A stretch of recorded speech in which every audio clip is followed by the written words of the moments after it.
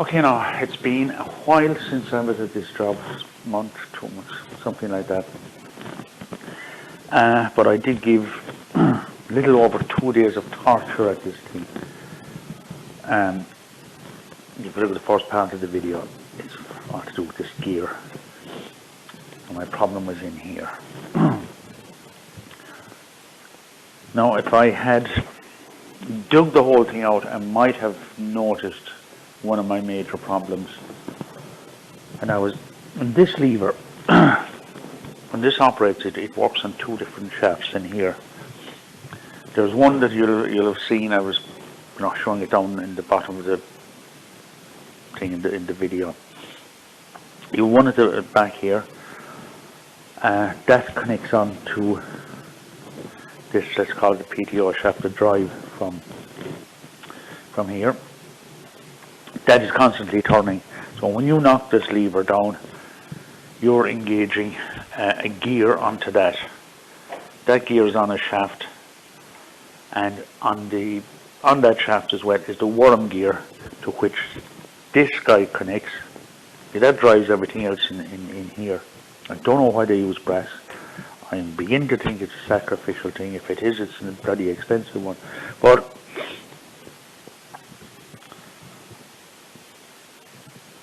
I discovered, you'll have seen me doing it with a tire lever, or I had whatever, something there. I tightened up this one out here because the nut was out at the very end, brought it in, it wasn't tight. I had to use a spanner, so it was a nylock job. I brought it away, and I found that it took very little pressure. And if you'll notice, and this is where the problem was, I was using it when this thing was out.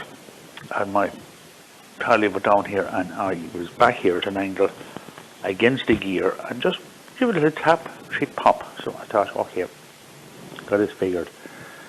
So I decided the other one was loose, reasonably loose.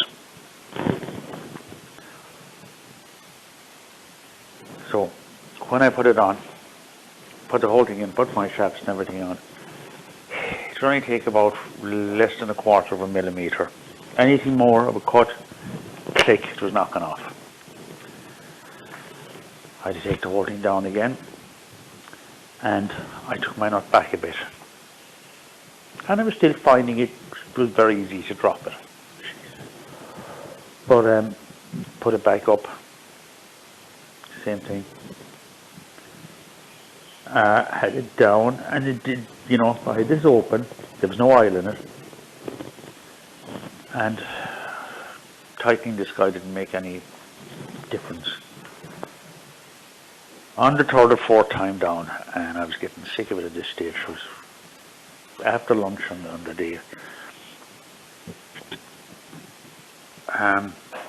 I did out here again. I decided I was just going to rip the whole thing. It meant having to take the back part where this shaft goes through, and all that has to come out. And what I discovered was that little arming thing with I used to show you the spring on it, and there's a leg comes off the other one, which operates this guy as well. But what happened where this thing was joining it, it was just, this is exaggerating it now, but the lever comes down in, pushes it back, and then the spring knocks this thing back and holds this lever in the on position. To trigger it then, this other guy moves it back, pressure comes off the spring, and the seat will drop out because it turns. What I discovered on the third or fourth time, because I hadn't it out fully over there at the time, it was taking a lot of pressure up here to trip it. And then I managed to get back down. I moved the gears of this guy out of the way and tried what I was normally trying, and yeah, it would work. When I was working that way, I was actually giving this a lift as well as putting the pressure this way on it, because this this end of it was catching here, and had a little thin boarding, and it was just enough to hold the pressure there. This had to really come back hard. It was coming straight, which the arm, which is off the other shaft, was trick. So I had got it back out, got everything out, used a bit of brazing on it, and on the shaft itself. Then I think I just used a bit of ordinary electric weld, cleaned it on, got all that, and then I was able to work it at, I think it was three turns initially. I think I was out from where I was, and yeah, then when I put it back up, yeah, it was starting to work,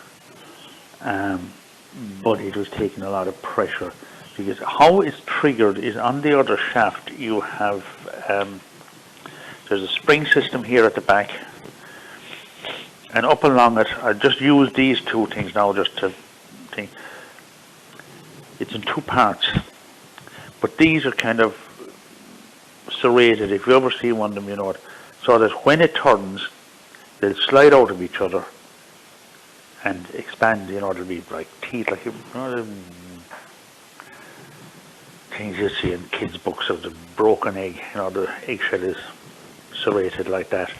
That's how these go. They kick under pressure, and that pressure is regulated by this nut on this side here. How easy it is to go. When that does that, the little guy on the end of this guy pulls it back against the light little spring that's on it from midways. The lever is then free. The lever will fly back up. When it does, it disconnects the gear and the whole lot. That's how it works. But I still had to. I do go quite a number of times with that one to get it to where I would call the sweet spot, where it worked right for me. The other one's easy enough.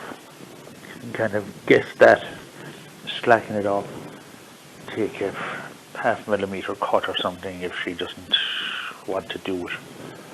Back out, tighten it up a bit, go again. You set that one like that, handy enough. But this front one, for this trigger system, that is tricky. So like I say, I got rid of two of the shafts, and I was just using this one for the drive. And then I was able to drop the whole thing down. I decided a temporary thing holding the other end of it. But again, I spent about 2 days at it. And yep, it's working. It's been working for the last month or so. Now, I haven't been in there to look at this gear to see what it's like. But that's my next plan, is to cut these gears myself. I was going to go melting these down. I'm thinking something a little bit stronger than brass is alloy bronze. I've done a small bit of tinkering with it. I use by weight about 89% aluminum and 11% copper. And I've done a few little things with that, and I found it is definitely stronger than brass. So I might use that. I'll see. I'll have to make a cutter for it. I've taken measurements of the worm, so I can make another worm and turn it into a cutter, and we'll try that, see how that works. Because they are expensive. Now I'm hoping, because there was always a problem with that thing, she was coming under enormous pressure and not really triggering. I had discovered that using the stop, if I go up to the stop, she just keep going. even though that'd be tight, it wouldn't be moving, but this thing wouldn't trip. So she was obviously starting to rip these things. So I think that was the problem. The trigger wasn't light enough. We'll see.